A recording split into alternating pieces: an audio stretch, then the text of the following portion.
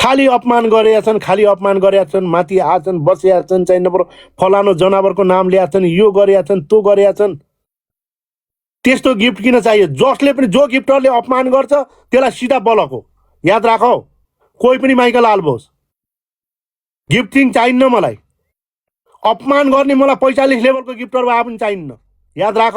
माइला दाई हो यो, माइला दाई। हारे पनि डराउन्न, जिते पनि डराउन्न के।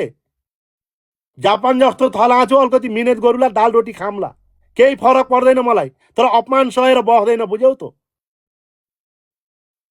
अपमान सहेर बस्दैन, गिफ्टर पनि भन्दैन, कोही पनि भन्दैन। अपमान जसले गर्छ त्यो बलक खान्छ सिधा, मतलब छैन मलाई। बलक मात्रै होइन, त्यसलाई गेम पछि यही ल्याएर लास बनाएर ठोक्छु, त्यसलाई यही ल्याएर लास बनाएर ठोक्छु, याद राख। गेम हारम त मात्रै,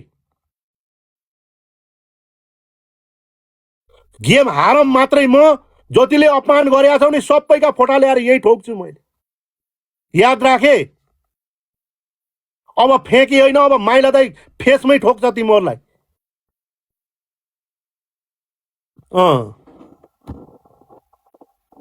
धेरै जिस्क्याउने काम नगर।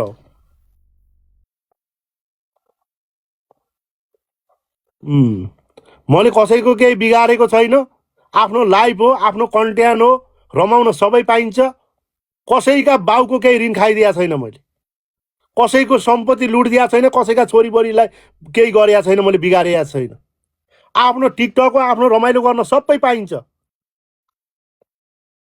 इच्छा भएकाले हेर्ने हो, इच्छा नभएका नआउने हो, सकियो कुरो। किन अर्कालाई अपमान गर्ने, गाली किन गर्ने?